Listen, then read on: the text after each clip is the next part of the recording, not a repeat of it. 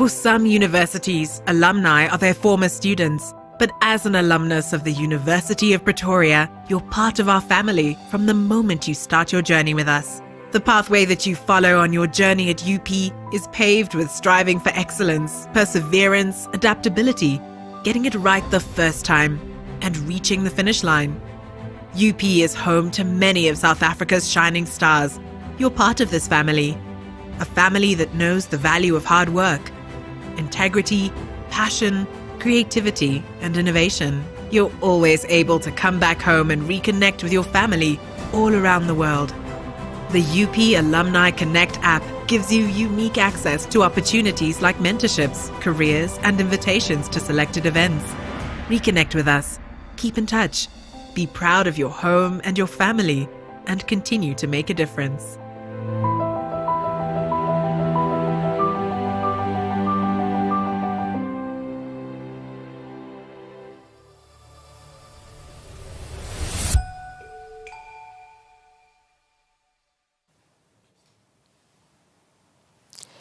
Dear esteemed guests, colleagues, alumni and viewers everywhere, very good evening to you and welcome to tonight's installment of the LeadUP Alumni Thought Leadership Conversations series. My name is Sebenzile Ngambule. I'm a strategic communications practitioner and moderator for this evening's discussion. Tonight's conversation's topic is Telling Africa's Stories, the Business of Innovation, Collaboration and Creativity. Now, some of the topics that we will speak about this evening include current and future trends in storytelling, the effect that new media such as streaming platforms and new technology such as immersive technology and AI are having on the creative industry.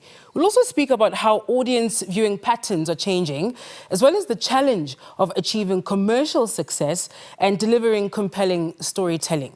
First, though, allow me to introduce Professor Tawana Kupe, who is the Vice Chancellor and Principal of the University of Pretoria. Over to you, Prof.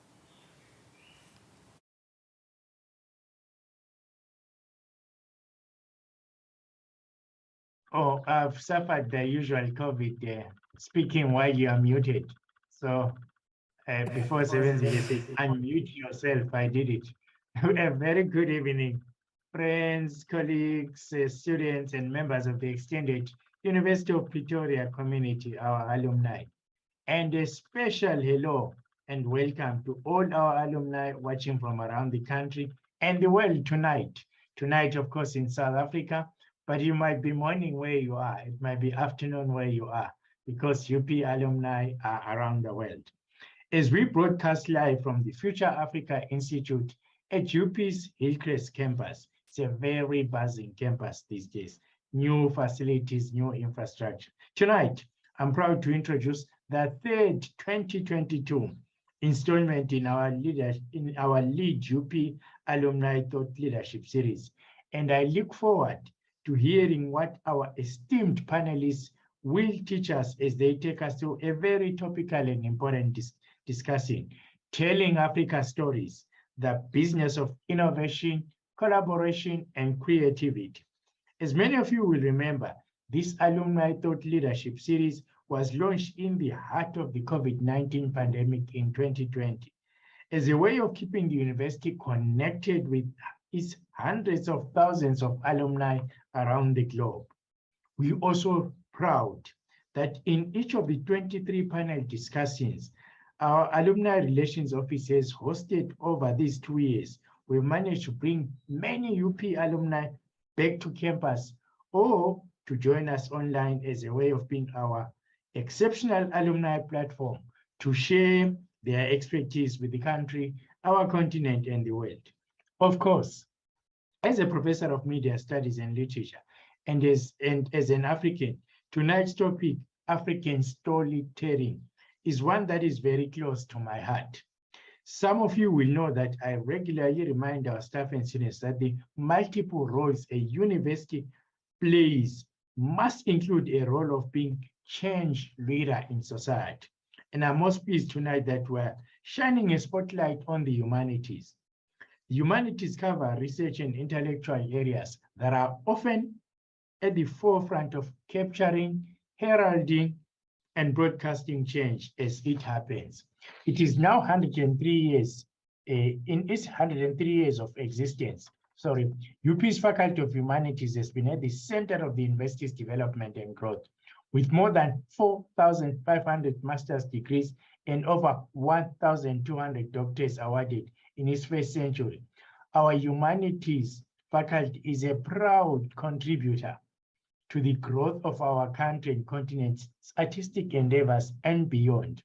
Our continent, our commitment is to artists and storytelling has never wavered and continues today. In 2021, writer and academic Dr. Nokuthula Msimang Mazibuko was appointed as the inaugural fellow in our Artists in Residence Fellowship Program, launched right here at the Future Africa Institute.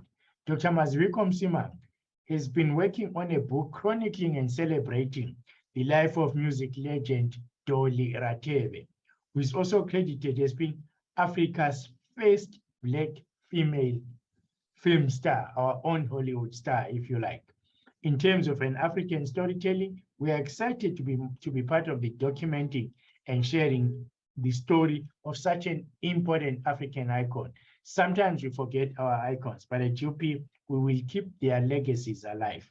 As we're in the faculty last year, so the capping of the first graduate of UP's master's degree in tangible heritage conservation, a degree specialization that was also a first for sub-Saharan Africa. This program was launched by the Humanities faculty in 2018 to support the heritage conservation efforts of our country and continent. Again, in terms of African stories telling, it gives me a great pride to know that UP's is playing a key role in creating the specialists who will fan out around our continent and help to preserve the very artifacts and other important heritage items that make the building blocks of our shared storytelling.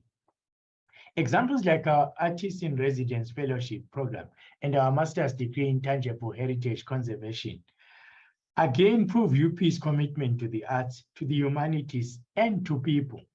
Because although we know the fourth industrial revolution is marching on all around us, often at breakneck speed, we find dizzying. We must remember that the fourth industrial revolution ultimately needs people to succeed. It's the human touch, it's the social shaping hand of technology. Rock art shows us that from time immemorial, human beings have had the desire to beautify, preserve, and celebrate their culture. But it's innate to us, and it is what makes us essentially human. No humans without storytelling and without narratives. Today, the rise of online platforms has created a boom in digital entertainment and storytelling, which are key to human experiences. But art is not writing the scripts to our favorite television shows. Artificial intelligence is not writing our stories to favorite television shows. People are. Artificial intelligence is but an aid. We are just watching them on new platforms. And that is what we are here to discuss tonight. How the business and art of telling Africa stories has evolved and continues to evolve.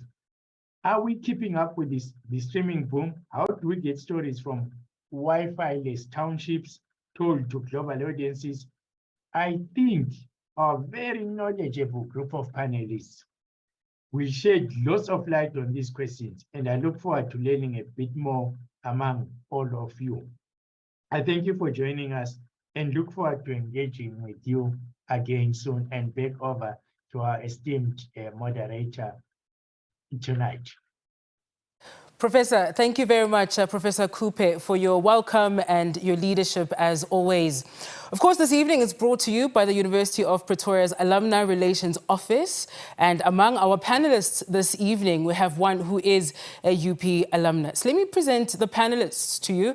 Ms. Noxolo Dlamini is our UP alumnus this evening and is also the star of Netflix's Jiva series. Professor David Madali is the director of UP's Creative Writing Unit. We're also joined in studio by Mr. James Ngobo, artistic director at the Joburg City Theatres. We're also joined online by Ms. Alison Trichard, and she is the manager of Netflix Grow Creative Africa. We welcome our expert panelists and thank you for your time in sharing your thoughts on this topic with us. However, before we jump into the discussion, we ask those of you watching us this evening who'd like to join in on the online conversation to please use the hashtag LeadUP conversation when posting about the event. Remember, we'll have a conversation and then, of course, open it up to a Q&A, and we look forward to your questions and your thoughts as well for our panelists this evening. So to kick us off this evening, Mr. Ngobo, I'll start with you. Please open us up and speak to us about the role and the significance of storytelling in African societies, the sort of impact that they have, in particular, on preserving culture. That is a really beautiful question, because when you work in a theater and you are in the business of curating spaces, you need to be somebody that is constantly looking for that next piece that the theater is yet to program. And for me, then it makes the work of an artistic director as somebody who walks with a basket, and you're constantly looking at how you fill this basket with excitement. That is also going to speak to how a theater challenges itself to go to untapped territory. Because it's very safe for a theater to just say, this is what we do. And I always think, and I say this with all the humility in the world, a theater that does that is a dead theater, because it just follows what it's always done. It's a space that has completely died. And so you challenge yourself as the theater. You challenge the artists that are then given roles, that are cast in roles, the directors that are cast to direct these pieces, and writers, whether emerging or seasoned, that are commissioned with content that they have to write for the theater. And then the other very important thing for me is to then challenge the patron that is so comfortable with what the theater has always produced, and you start taking the patron to different spaces. I mean, I'll just make some examples, and in the last 10 years I've dabbled in this space, and for me there is a thing in theater that I call a continental curiosity, and I have gone on as artistic director. I've produced works by Wole Soyinka. We did The Lion and the Jewel, did a work by Dr. Chikoti Obieme, who's at the University of Nebraska, a piece that was up for a Booker Prize called The Fisherman. Went on to adapt a work from Mali around the Sunjata stories from the 13th century, and found a way to make it pertinent to today, and stylistically how the work is presented. You present it with a contemporary eye in mind. Last year I produced what was the first work at the market, whilst I was still at the market, written by a Zimbabwean playwright called Zodwa Nyoni. And for me, I just, like, my heart constantly is smiling when I see how we are developing an audience for these works. We're developing artists that are willing, even in terms of lilt and accents, who are willing to go to those spaces and present these works in their authenticity. So to answer you, is we can't, when we curate in a way that we are left behind by the people that are going to be consuming the work. So we need to be in such synchronicity with our audiences, and when we gallop ahead with audiences, we are then a theater that is not sentimental about making work. We are a theater that is saying what is in the contemporary tapestry that we think we can pull and make that work, and put all our efforts and resources that we have to such a work, so that we start really going into new areas with our audiences. So do you see it as being shaped by the time or influencing the time? It's shaped by the time, because for me, a work that refuses to drink from the well of the time is weird. I mean, you could take what we call period pieces that are set in centuries ago, in yesteryear. But when you present that work, you need to present it with the way that you are allowing the time to shape even the quality of production. I constantly ask teams that I work with, even now with the Joburg Theatre, to say to them, if people have the comfort of their homes and spending time with family, why must they come to the theatre if we're not breaking our backs to woo them, to be constantly wooing audiences, to drive in such volatile times to come to the theatre? And so that means we're not sitting back and just thinking audiences know the theatre spaces, they must come to us. So we try and just look for stuff. I mean, quickly, last year I was working on a piece around the hominids and the Homo erectus, and around paleontology, the science of origins. The way that it was written, the way that it was presented, we wanted to tickle the curiosity of a person that lives in the now, to watch a story that comes from millions of years ago. So that for me is what drives me as a theatre maker. Questions, of course, Alison Trichard also has to answer for herself in her daily work at Netflix. Alison, we welcome you to the conversation as well. Let's speak specifically about the commercial aspect, right, of storytelling in Africa. What have been some of perhaps the key features of the evolution of the business of storytelling in Africa? And in your view, what has made it uniquely African? Thank you so much, Sebenzile, Professor Cooper, and the University of Pretoria. I really appreciate the opportunity to engage with all of you and my fellow panelists today. So it's quite a complex question, and we only have a limited amount of time, but I will try to hone in on a couple of key points and frame my response using the topic for today, which is the business of innovation, collaboration, and creativity. Certainly, one key feature that all African broadcasters and streamers agree on in terms of the business of creativity is that viewers want to see themselves, their stories, their cultures, their languages reflected on screen. So when James refers to the pursuit of authenticity, he is absolutely right. The nuanced representation of ourselves is also what makes our storytelling uniquely African. It's really heartening because at Netflix, we've seen audience feedback and data that proves there's an incredible appetite for African stories, not only locally, but internationally too. And that is why we're working with African storytellers in a proactive way to support them as they explore a wide spectrum of themes, genres, and formats. Of course, as audience appetites evolve, a knock-on effect is created, from the creation of local stars to deeper self-reflexive thinking on the part of creators. For example, at Netflix, we recognize that being part of the African creative community comes with a measure of responsibility. Specifically for me in my current role, I am focused on developing film and television pipelines through education and training, as well as creating opportunity and access for practitioners, giving new voices a chance to be heard while still including the most advanced among us. So in terms of the business of innovation, I find it quite interesting. Moving images actually began in South Africa in the late 1890s. We were one of the first countries in the world to hear and see moving pictures with sound, if I'm not mistaken, even before Hollywood. But as is the case with most countries, the evolution of motion pictures was directly impacted by everyday life.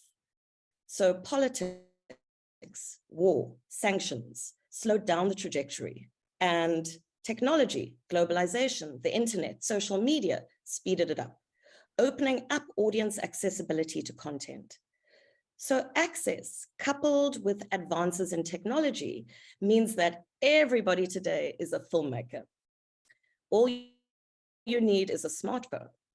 Audiences become co-collaborators and co-creators of content as conversations about film and television become part of social discourse. So therein lies another key feature in the evolution of the business of storytelling, which is the sheer volume of content available. You know, my personal view is that audiences don't want more content as much as they want more meaning. But that is a conversation for another day. At Netflix, we aim to support ambitious and creatively excellent stories, whether that be heritage stories or genre specific, from fiction to nonfiction, live action to animation. We are driven by a quest to share compelling, untold narratives that our members or subscribers might love. And so our focus is to build the home for best-in-class African stories. We believe that compelling stories can come from anywhere and be enjoyed everywhere. But our professional practice is highly collaborative. Nobody makes a film or television series on their own.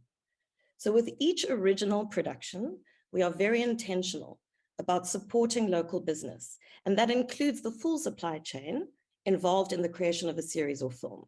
In this way, we also aim to have a positive economic impact in every country we work. You know, it's tough to be African right now.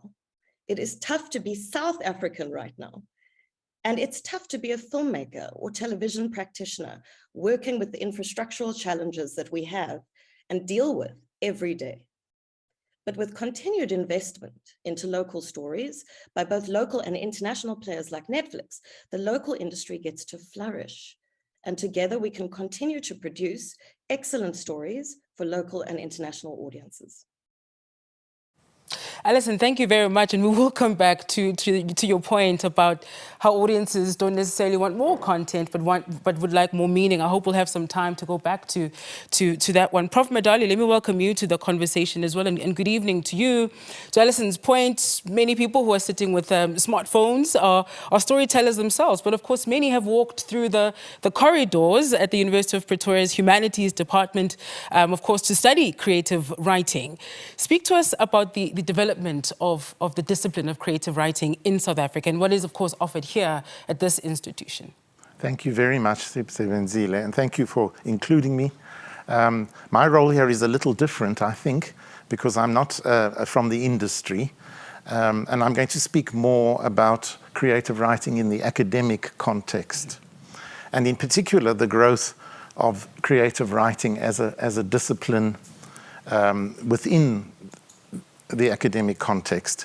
When I was a student, which is a very long time ago, before the Crimean War, I think, creative writing was certainly not, I couldn't even imagine that it could be something that you could study at university. Mm-hmm. In fact, I always say it was something that you did furtively and you felt a little embarrassed about it. And we had no tradition of having that as an academic subject.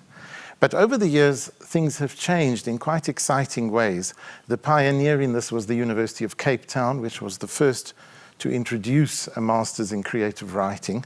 Of course, in the United States and other countries, there is a long tradition of that, but we really didn't have it here.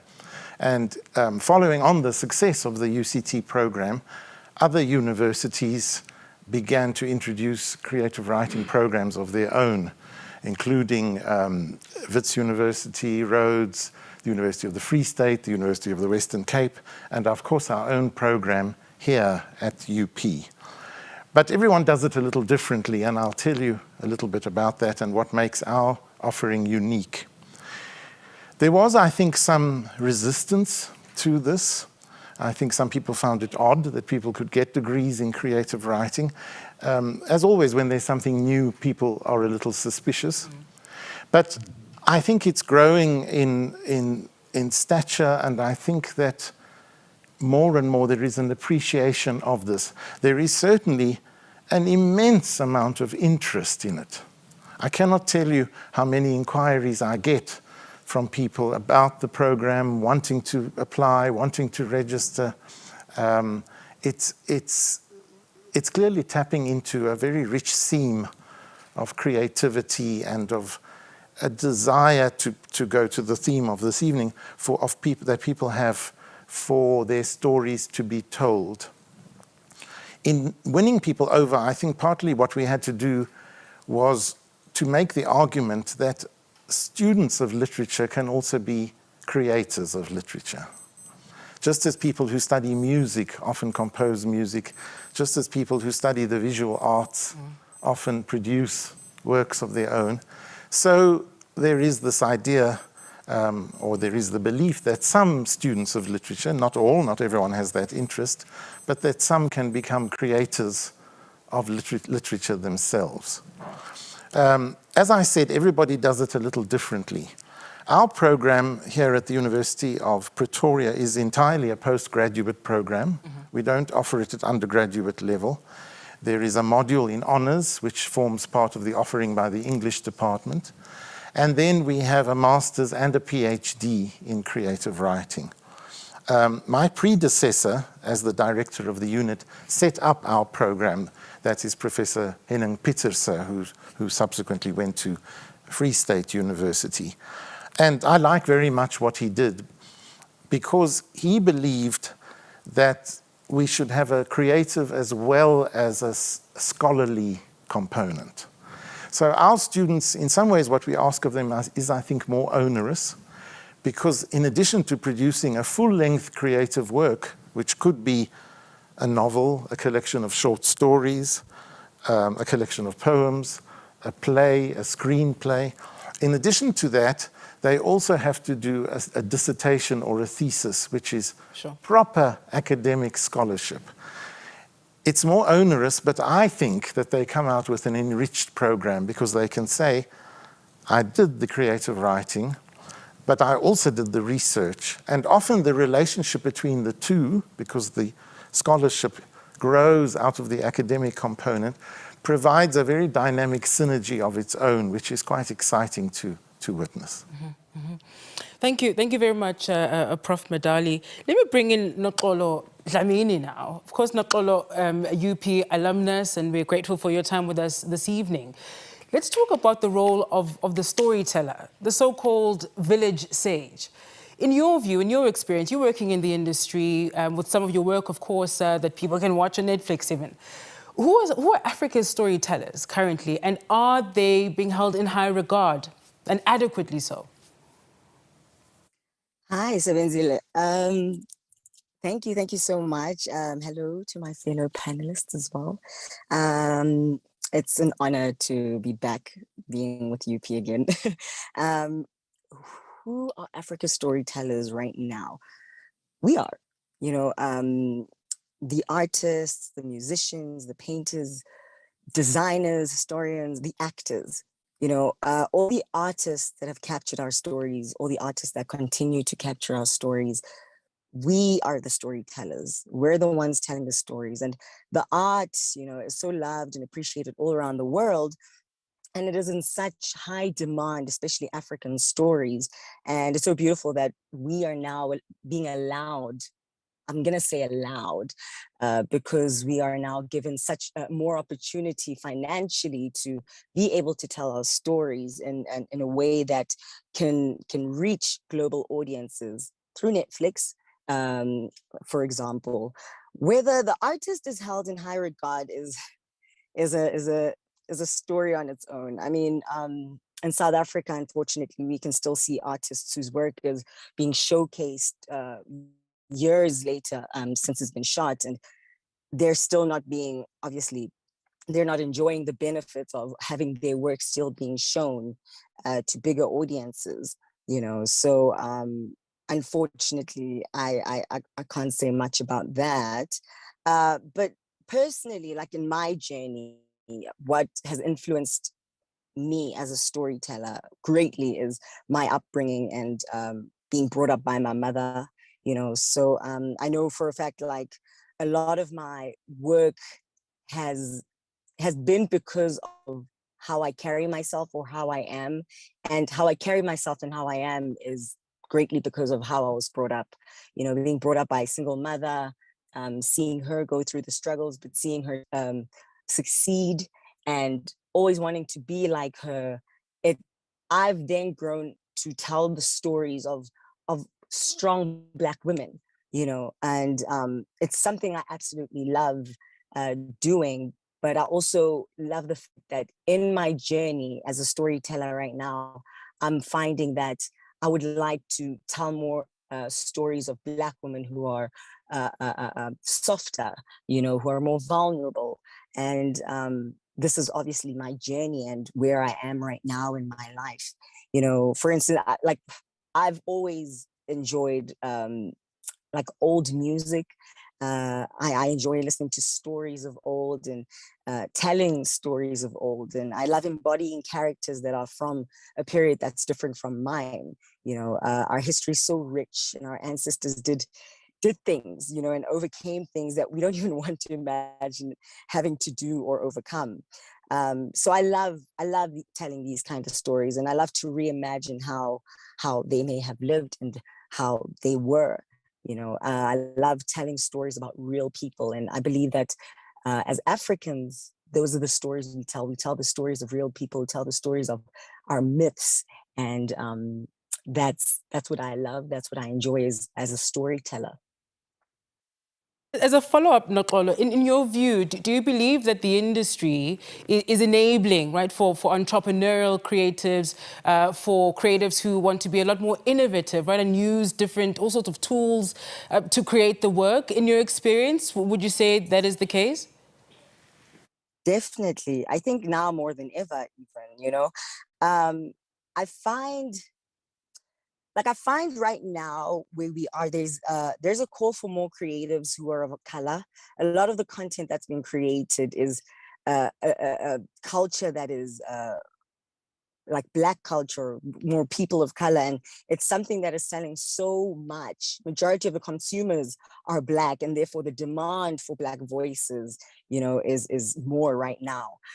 We can see this like in the growing support of content creators, you know, like on social media, like YouTube and TikTok. You know, the music is so popular, the dance is so popular, the comedy is so popular, and the content is not just South African, but it's African and the diaspora at large, you know, and it's so beautiful how we're all coming together through social media and telling these stories, you know, and we're getting into a space where through social media and influencers, streamers, and people who are consuming this art are applying an international standard. And this is allowing artists to own their content and to decide what their price is for their content, you know. So yes, the environment is definitely enabling for entrepreneurs. James, I'll come back to you just about the sort of themes, the sort of content that is coming through, right? And at times, I think audiences have been quite critical of some of the content that's coming through that at times is unimaginative, limiting what is the so-called African story. Do you agree with that view? And how do you solve for it? My biggest muse, again, Sebenzile, is the complete metamorphosis of this country that we've witnessed in the last couple of years, that we go through daily. And I love when Professor Medley was talking about the kind of effort that he has for years been investing in getting young people who are academically studying, because the industry is so ready for that ilk of a young person who has come out from an academic space, come to the industry, and I love the idea of sitting with such young people and put a young person with a mentor in the room. One of the saddest things in this country, not just in our sector, is the death of mentorship. And when we talk about the passing of the baton, is something that has completely died in this country. And when we talk about the preservation of how we've always told stories, take that preservation into the new space, and mentorship does that for me. And when that happens, you then get young people to write about this country through their eyes. Because when you commission and you then say to young people, it must just be like this, you're stifling what they are then able to absolutely create. And so I've been doing these programs. We started a program called Titsumo, And I worked with a company called ASCs, where went and pitched an idea to this company around the idea that a dancer, an actor, a singer are the faces of a complete ecosystem of people that create work that you walk past that you wouldn't know. Starting from somebody who concocts an idea, starting with a Once Upon a Time, to a dramaturgy who helps to clear the confusion of in the story. And so we started this Ditsumo to say young people that have the affinity for the arts but are introverted, they don't have to be performers. It's what this country desperately needs.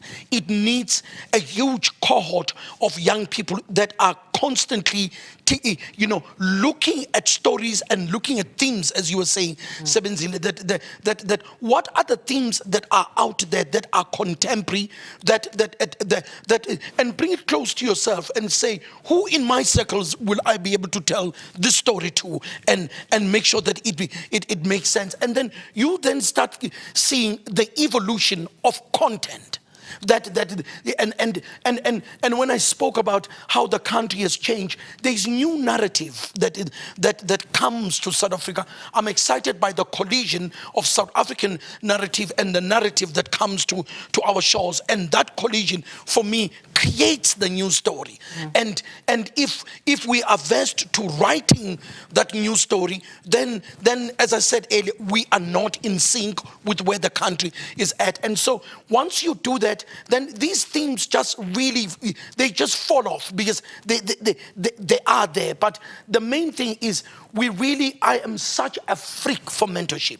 We need to get young people into spaces, use the little resources that we have.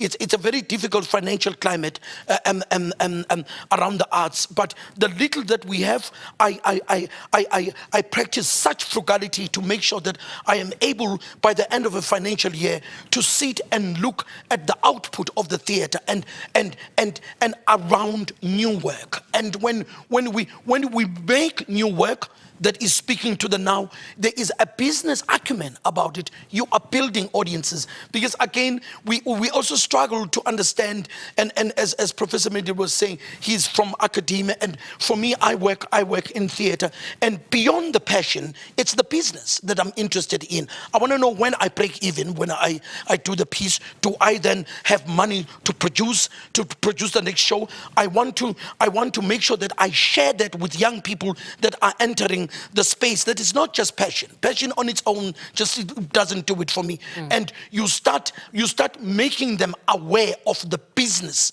of the arts, and in that they become writers that can write anywhere. They can be commissioned to write even things that are completely commercial, that they were like 3 years ago they were never keen on writing. You write that, and then it just gives you a beautiful fat that you're able to produce the other work. That is what we need to be teaching the contemporary storyteller, to teach them to take their passion and make it work with a business understanding of the arts. When I sit with people, they come and pitch work to me. It's a very difficult thing when you say no to people, because one, you say no because maybe it doesn't work with a vision you have for the year, or sometimes you say no because you just think there's no traction here. This is not going to bring audiences. And so we need to think, and our thinking must be completely influenced by the now. Prof, how does it play out in your department, right? What sort of writing is emerging? What sort of themes and concerns are students, I suppose, exploring through their work? Thank you. It has been fascinating. Not only is there great diversity generically, as I mentioned, with some people writing prose, novels, short stories, others working in poetry, screenplays, theatre, dramas, but there is also extraordinary diversity in the themes that are emerging, as broad and as exciting as creativity itself can be. We have students not only from this country. A recent graduate did her PhD in creative writing from the Cameroon, and she wrote a most fascinating novel which I learned a great deal about about the complexities of polygamy, showing, for instance, that it's not as straightforward or as simple as one might think. Others have explored some of the pressing concerns that our country is grappling with at the moment. And it can be somber, but that is the reality we are inhabiting, and inevitably it must be explored. So we've had some very interesting works looking at forms of trauma, at, in particular, the persistence of trauma from childhood into adulthood, and how difficult it is to come to terms with that early trauma. We have had recently a graduate whose novel was shortlisted for the Dinane Debut Fiction Award, Mr. Bongani Ndlovu, and his novel is an outstanding but very difficult to read novel about the experiences of illegal Zimbabwean migrants in this country. But it's done very, very well and very powerfully. Others have explored questions to do with the environment and ecological anxieties, about the relationship between humankind and animals. One, Dr. Fiona Zerbst, who is a very esteemed poet, wrote, her thesis looked at something quite fascinating, which is the representation in poetry of predators, and how this has changed over time from the 19th century, when they were seen as either as vermin, get rid of them, or as symbols of Africa, to the 20th century, where people began to write about them as they are. And then she found many contemporary poems in which the depiction of the predator is linked to anxieties about extinction of species, ecological concerns. She looked at poems about big cats, raptors, sharks, spiders. So original and so wonderful. We have also had a recent graduate, Dr. Barbara Adair, who's a very eminent and well-known South African novelist, and she's very interested in architecture, and she became interested in the Art Deco buildings in Springs. I didn't know. What keeps happening is that I learn from them rather than they learn from me, which is how it should be. I didn't know that Springs, the little East Rand town of Springs, or small city, has more Art Deco buildings than any other city in the world except for Miami, Florida. Oh. Yes.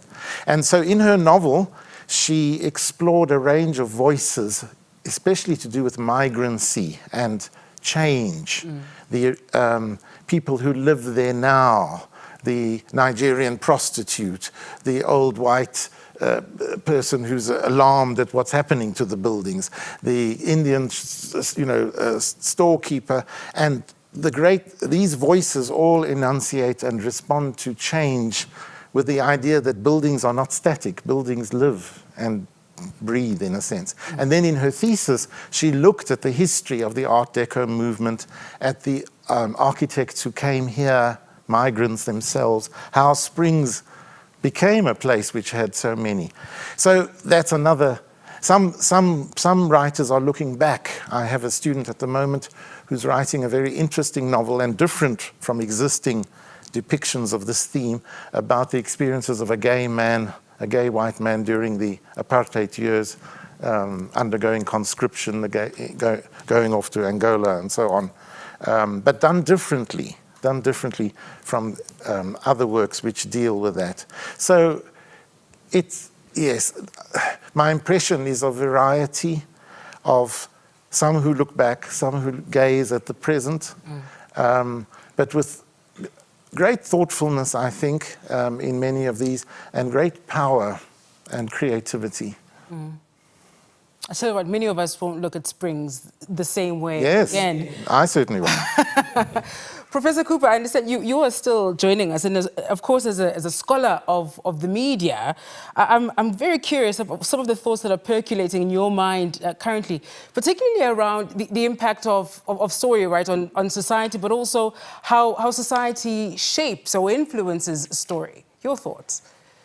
Yeah. So very interesting for me. So for a long time in just in African literature, African media, and so on, was the very idea of Africans telling their story or representing our story. And I think Alison referred to something of that.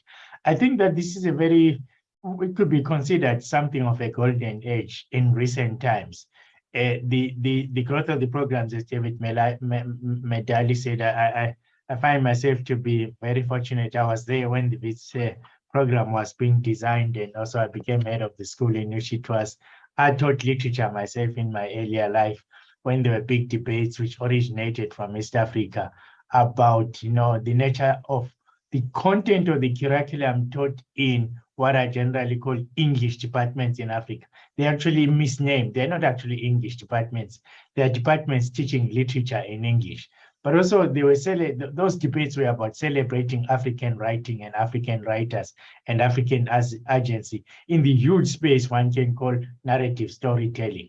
Then, of course, I think one cannot forget is the rise of African cinema with characters like, Sembene Ousmane, the Senegalese writer, worker, not educated actually, but he made some of the first African films. He was also a novelist and a story writer. And now fast forward to today where Alison is sitting over there in Amsterdam, and we're talking about new platforms like Netflix and a huge tradition of African theater from way back. James is alluding to some of that. And also where African theater and African theaters are today. So in certain ways, I often think that it's a huge renaissance of African narrative representation of our own story. There is an interesting phenomenon, like, for example, the Wakanda phenomenon.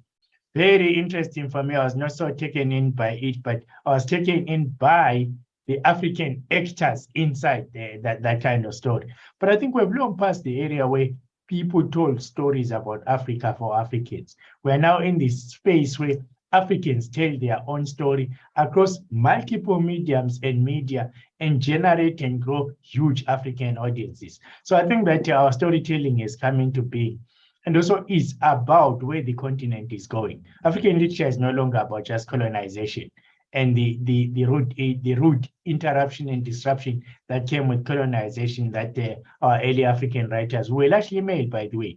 Today, I often feel sometimes, David Medali and others can correct me here, that the large majority of our writers are female and that they are leading in the writing space.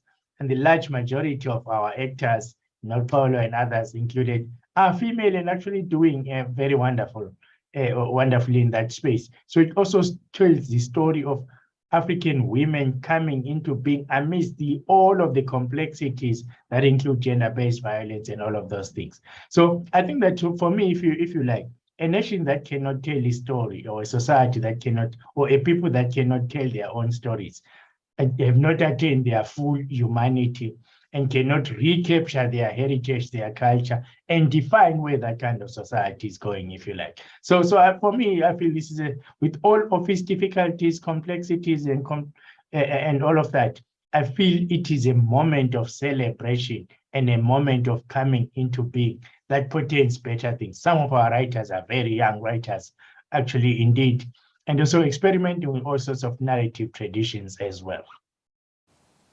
Thank you very much, Prof. I'd be very interested to see also how that trend of having predominantly women studying and in this particular field compares to how they are remunerated in the industry as well. Alison, I wonder if you do want to venture into that at all.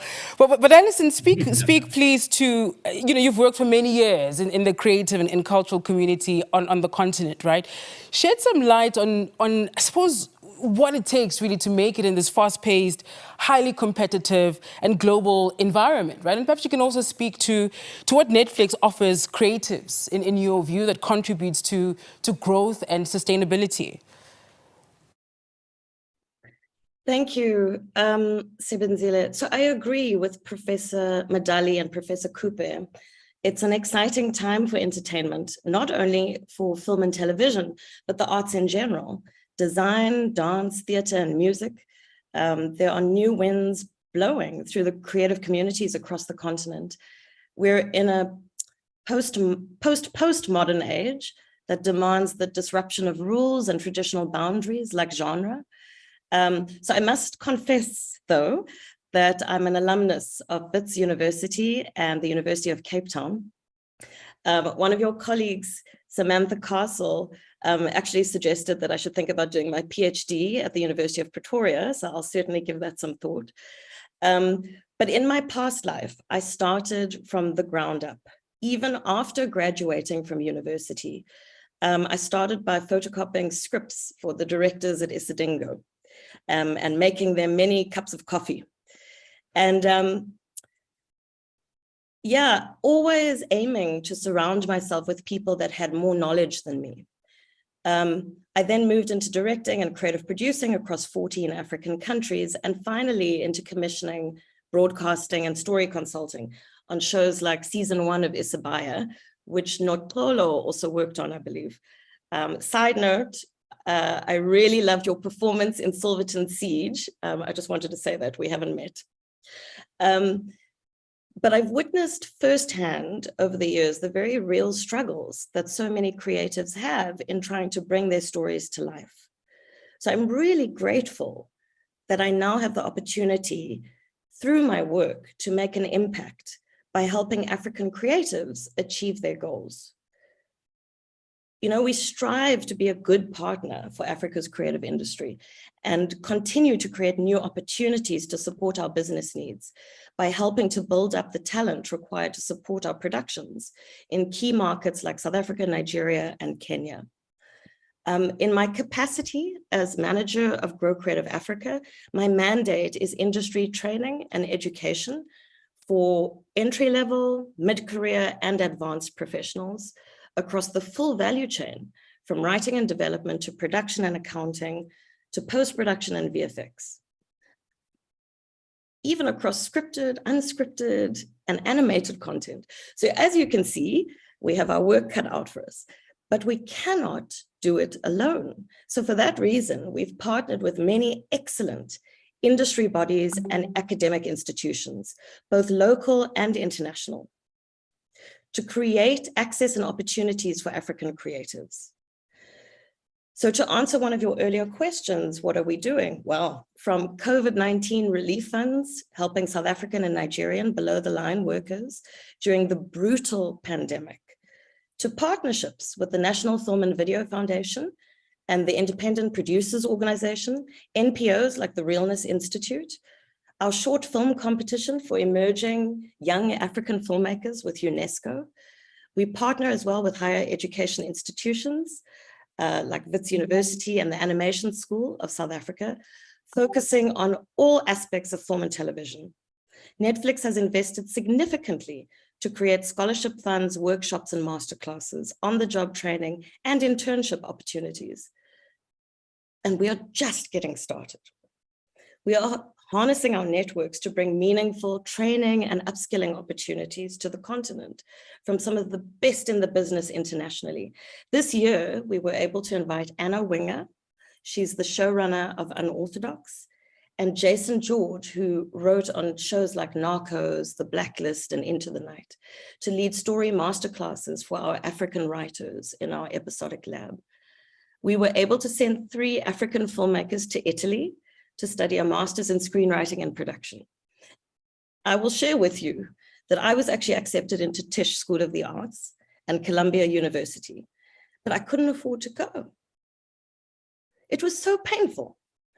But no longer are these opportunities only available to those who have the financial means and connections.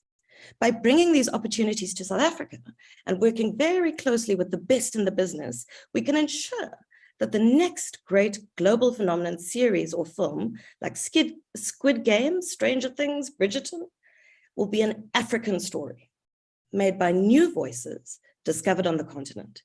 You know, Mandla Dube is a director on some of our Netflix stories like Silverton Siege. And Mandla recently said to us, no longer do filmmakers and storytellers have to go to Hollywood to make it big internationally. Now, Hollywood is coming here. They want African stories made by African creatives like yourselves. How cool is that? Noxolo, let me bring you into the conversation. And Alison, I'm glad you did the shout out there. I was holding back on Noxolo's performance there on Silverton Siege, and perhaps you want to speak on, I suppose, the training it took for all of that. But that's not what we're here for. Let's talk a bit about audiences, Noxolo. Of course, as an artist, as a professional, so much work goes into preparing for these roles, right? Before we even have a sense of the sort of productions that you're working on. And then there's the additional demand these days of being accessible to audiences. It's unfiltered access, sometimes it's immediate access.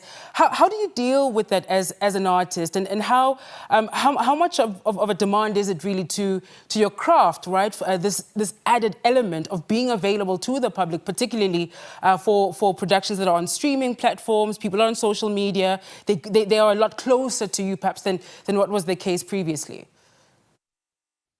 Thank you so much, Sebenzile. Also, thank you, Alison. I really appreciate it. Look, and this is a conversation I think I have with my colleagues a lot, is that sometimes you find artists who really just want to do their work and that is it. They just want to do that. But we are unfortunately in the business where our work we carry our work with us wherever we go, you know. So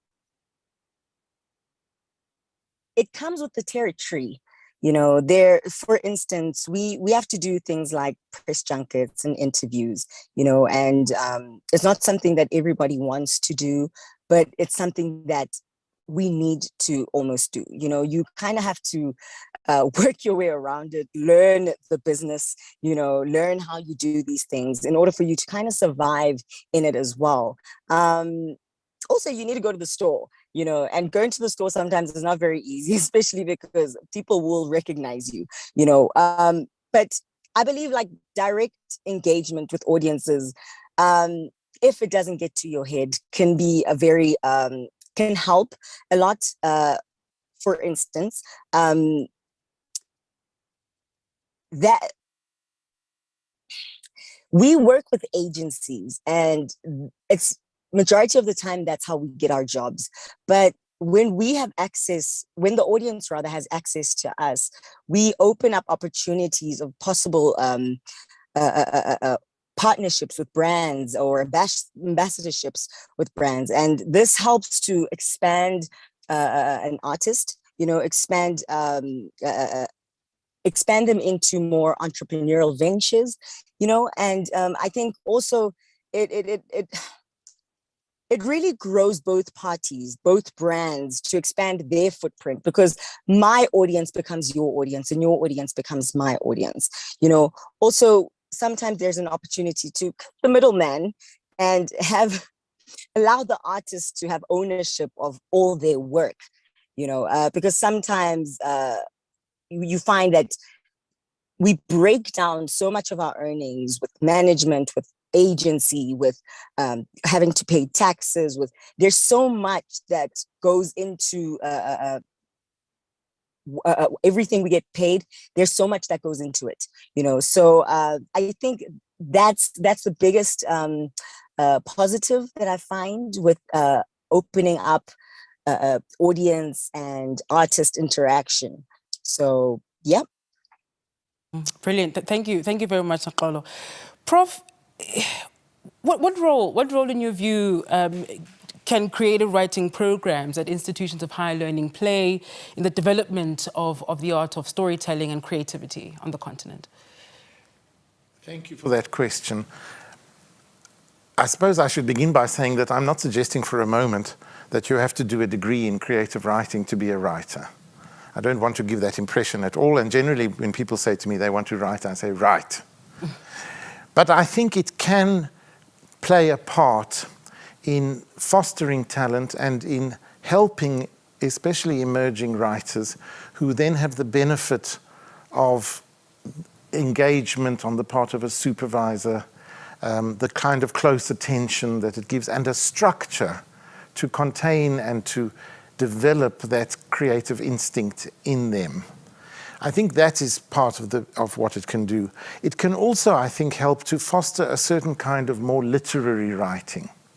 And I don't mean by that anything highfalutin or out of the reach of ordinary readers, but writing which I would consider more literary because it has more depth, it has more subtlety, and especially, above all, it has the power of language. I'm always rather puzzled when people seem to be or seem to scoff at the significance of language. They say, oh, it's a very interesting story. It's not well written, but it doesn't matter. And my response is, no, it does matter. I want to be excited by the language, not just the topic. We would never say, that's a wonderful composition, very melodic, badly played, but it doesn't matter. We would never say that. But somehow we seem to have and I want to be excited by the language, and I think that these kind of programs can help people to focus on language, can help people to develop that aspect of the writing and let the power of the language be part of the fascination. And in some cases, I think these programs have helped people to get published, because it isn't easy, to sound a slightly sour note amongst the rightful excitement and celebratory feeling this evening. It's not easy to get published. South African readers don't buy books in sufficient numbers. They are sometimes still opposed to South African writing. I think that's beginning to change, I hope so, but they think it's going to be dull and didactic and so on. Of course, it doesn't need to be, and it isn't. And perhaps, publishers don't always have the funds to market books as they should. Things are stacked against writers in this country, let's be honest. And I think these programs sometimes help people to get published and to get across the message, which I think is what we've been saying all along, that creativity wears many different faces now. South African creativity is not predictable, and let's get that message out. Thank you. Alison, on audiences, on cultivating audiences, fostering loyalty, keeping us engaged in, again, what is a very competitive environment. How do you think about that? So much. Cultivating audiences and keeping audiences tuned in is, of course, a top priority for any broadcaster or streaming service.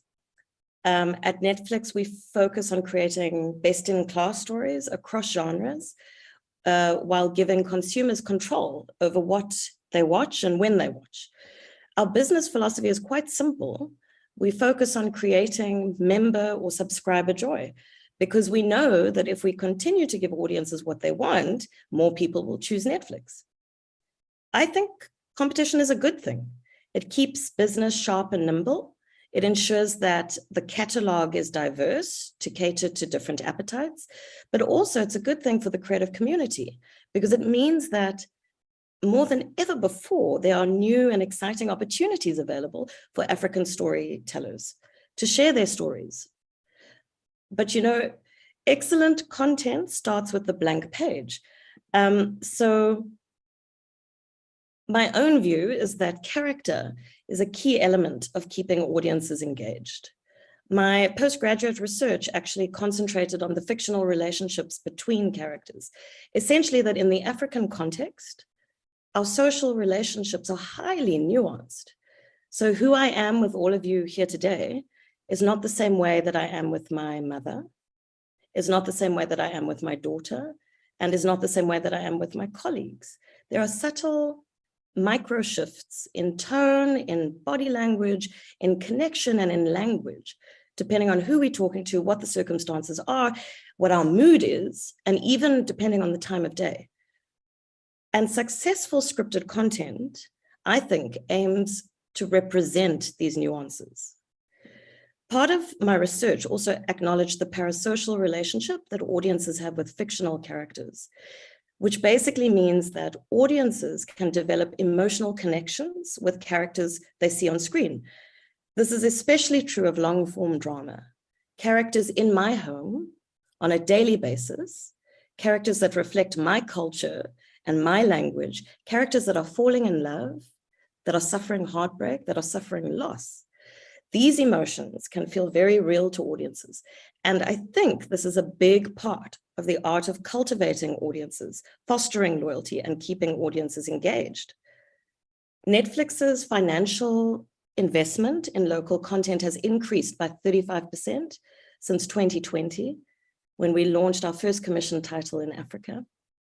And since then, we've continued to invest in an ever-growing story slate from South Africa, Nigeria, and Kenya, our priority markets, while also licensing hundreds of titles from other African countries like Zimbabwe, Zambia, Angola, Ghana, Malawi, Senegal, and Mozambique.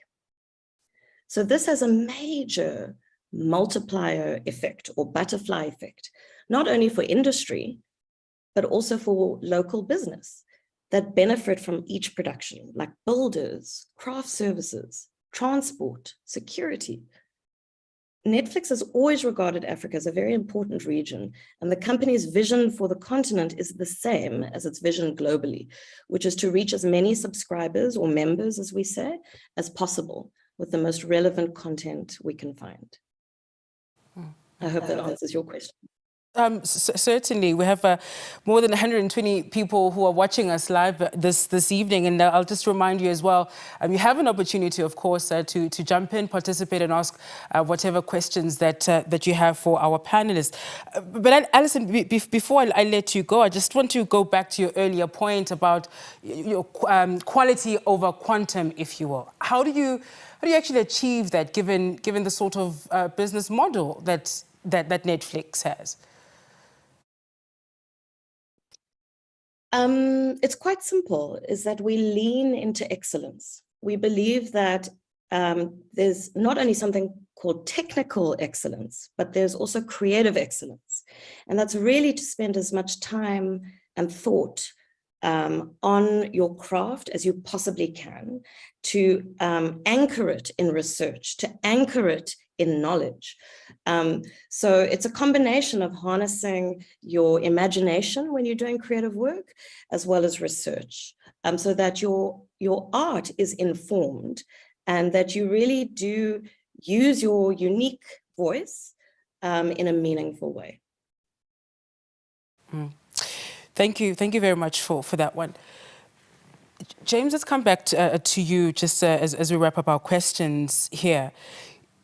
The state of theatre in South Africa, how would you characterize it? And going again back to the point about, I suppose, moving with the times, not being left behind, or not perhaps being behind the very people that you are creating for. I was at the Joburg Theatre just a couple of weeks ago, and of course, we were load shed. This was Gregory Makoma's latest work, yes, right? So you had this technology, fancy, expensive technology for the first half of the show. We couldn't experience it or enjoy it because of this challenge. Just speak to, again, some of those challenges, but broadly to the point about how theatre in this country, in fact, can take up that critical space of shaping public discourse in this country. Just linking it with what Alison has just said, she used one of my favorite words, excellence.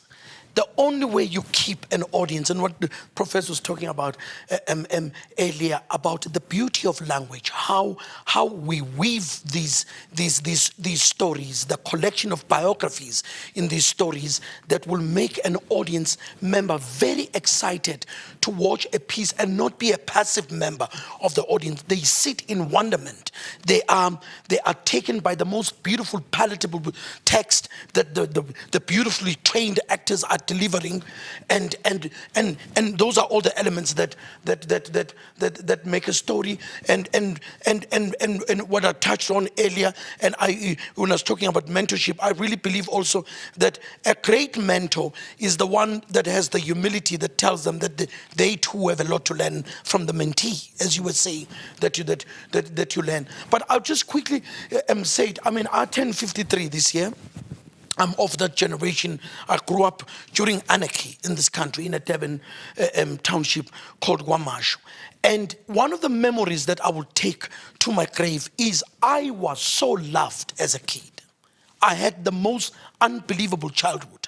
And you know, being able to lie on my grandmother's lap or my mother's lap and be told, I love you, how was your day, have you eaten, have you done your homework? I come from love at a time of anarchy.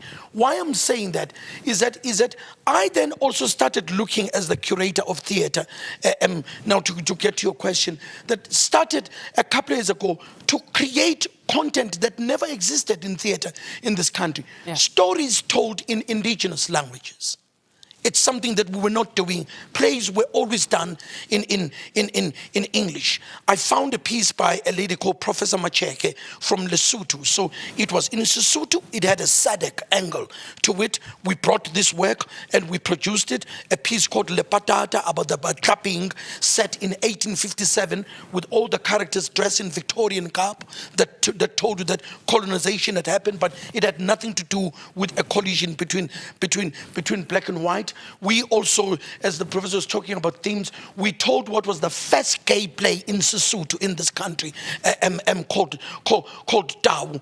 And I just loved seeing people coming to feast on the bounty of their languages, and that created a new business for the theater. We started seeing people walking in who never came to see the other work that we've been programming. They were waiting to see something that speaks to them, and the excellence and the effort that we put in producing those works. We find animators and we get great set designers to do those works, was the same effort that we put in the work that we've been doing all the time.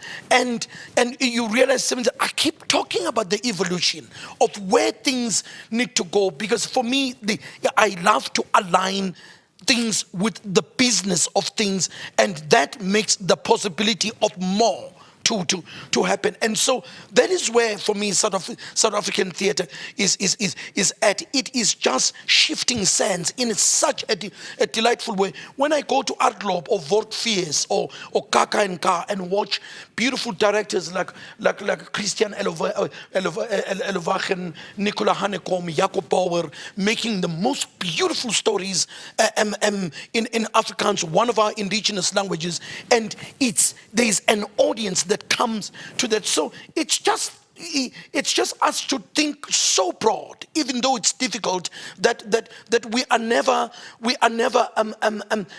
I sit with the team and even say to them around resources that not having a lot of money does not stop us from making the best theater we'll ever make. Theater that smells of money. So you were talking about the Gregory Makoma piece. We were using for the first time our LED screens that are just like, we've spent millions buying these LED screens. But what was so amazing that the audience saw the first half without the LED screens, went to interval, came back, watched that, and people I was talking to, they said to me, just the rawness of the story, because it was beautifully written, because there was excellence in it, because there were great people that were cast in them, and not having the LEDs was never an impediment for the story to be told. And you were there, they told those actors and dancers, I wanted to rush on stage and kiss each one of them.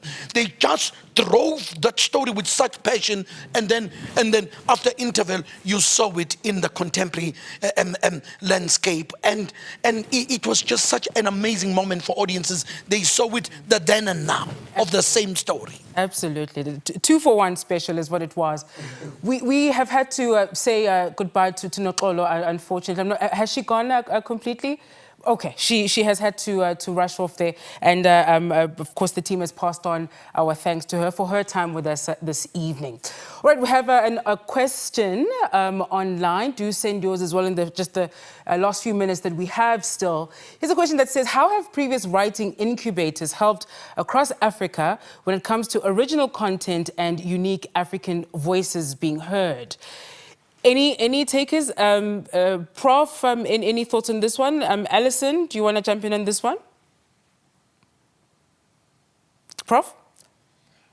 I'm trying to think what is actually being asked with writing incubators.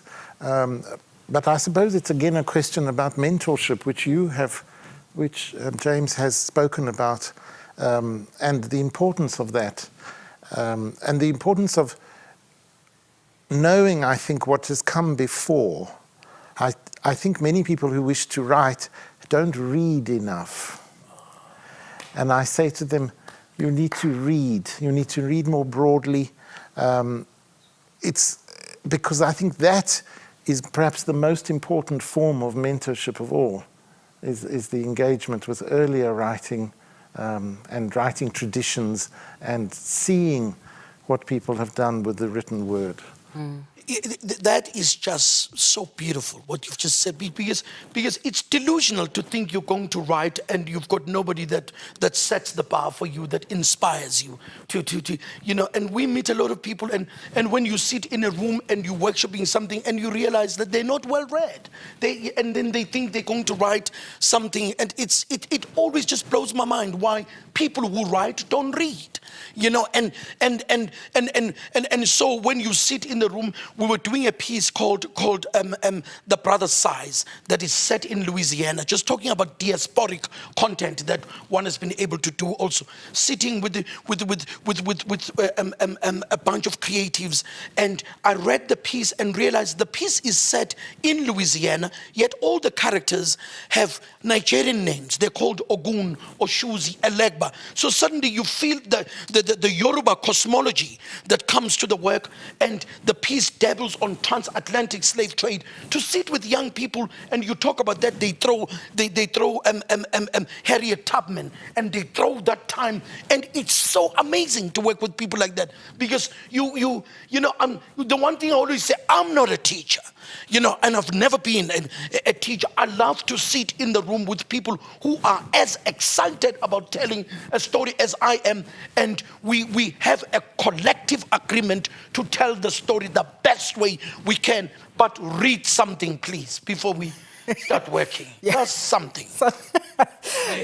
Alison, please go for it. Oh my God. I completely agree. People are not reading enough. And also coming with very strong opinions about the limited genres available, when actually that's not true. If one took the time to explore what is available around the continent at the moment, I think many people would be pleasantly surprised. It really is about, if you want to be a productive member of the creative community, you've got to be engaging with what's actually out there. In terms of incubators on offer, yes, I would encourage, if you're interested in incubators for television, I would encourage you to look at our partner's website, the Realness Institute, because they offer an annual episodic lab in partnership with Netflix. And so that's a really good start because it's open to all Africa. And so we really do encourage submissions from every country, and we're only looking for the best. We're looking at bringing, there's a lady called Moji Karim. She's an artistic director in Sheffield in the UK with a PhD from the University of Edinburgh. She makes such amazing work. One of the things she did an adaptation of Chekhov's Three Sisters and set it in Nigeria during the Biafran. And we're bringing her out here to come and for the incubation program that we're doing. And Alison was also talking about taking young people out of the country. We've been taking young people to Toronto to go and work with some of the finest directors around the Shakespeare season, and at a theater called the Ken Stage in New York. Theaters like the Hull Truck Theater, the theater in Liverpool called the Everyman Playhouse, and Theatre Royal in Bath are theaters that we're starting to work with. And just quickly to let you know, we're busy working on a project. We've commissioned a project on rivers. It's a bunch of young people who come from East Anglia in the UK, around Norfolk, and kids from Alexandra. They are telling a story of a river in their close proximity. The narratives that are coming out also about the Northern Hemisphere and the Southern Hemisphere, and just the different story. The kids from East Anglia are talking about the river that they get trout from, and the kids from Alex are writing about the the Juice-K, and they meet, we give them smartphones and things, and it's just, I'm loving just the collision of them as young content creators. And the theme is, tell a story about a river that you see in your area, and just the story of the world has popped out just out of this commission of the you know what I mean. Yeah. Prof, here's a question here. Again, this issue of affordability and access, right, to programs such as the one at UP. Someone online asks, are there creative writing programs or courses which are affordable and accessible to the aspirant storytellers and young writers? Well, Sebenzile, as I said earlier, a formal degree in creative writing is not going to be for everybody. For instance, at our university, because we only offer it at the postgrad level, we expect people already to have certain qualifications, which not all aspirant writers will have. But it doesn't matter to me. You don't have to do a formal degree. I, for instance, belong to a writing group which has been running for many, many years. We meet on a Sunday afternoon. We present our work, we get feedback. I learned that from the late Lionel Abrams, who was not only an esteemed writer in his own way, but who was also a great encourager of local talent. And among the first to publish some of our eminent black writers like Serote, Sepamla, Mchali, and so on. So you can find your own community. You can find your own mentorship. You can find people whose judgment you trust and who will give you constructive criticism to say, this is what you're doing, how can you do it better? So I'm not perhaps answering the question directly, and there are, of course, academic courses and there are programs, but if that's not for you, there are other ways of finding what you need. Mm-hmm, mm-hmm. If you want to write as a key takeaway there. Let me thank our panelists this evening for an insightful and a thoroughly absorbing conversation. Nkolo Dlamini, in absentia, of course, thank you to her for her time. Alison Trichard, thank you for making time for us this evening. James Ngobo and Professor David Madali, much, much appreciated. And thank you to you for watching online and joining in on the conversation. Remember, of course, the next LeadUP Alumni Thought Leadership conversation is scheduled for the 9th of November, and I do hope that you will join us for that event as well. Today's event was brought to you by the University of Pretoria's Alumni Relations team. I am Sebenzile Nkambule. Good evening. There are some places that will always be home. From the moment you took your first step onto the University of Pretoria's campuses, you've been part of our family. You've made friends, had a good time, fallen in and out of love, passed tests, failed some dismally, and started businesses. You had some great ideas. All the while, you made memories and learnt a lot. But in the end, you walked out of our gates a well-rounded person, someone committed to excellence. You still get things done the right way the first time. You've learned the value of innovation, mentoring, having a positive impact, and living a life based on strong morals, ethics, hard work, and responsibility. At the University of Pretoria, we're proud to call you part of our family. We're proud to be your alma mater, and we'd be delighted if you wanted to choose UP again to further your studies. Because even though we're the largest residential research university in South Africa, we're still your home.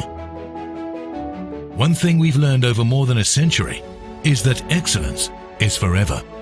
We're still adamant in the high quality of our teaching and learning, and in the graduates that we produce. The more things change, the more they stay the same. UP will always be the home of Tux alumni.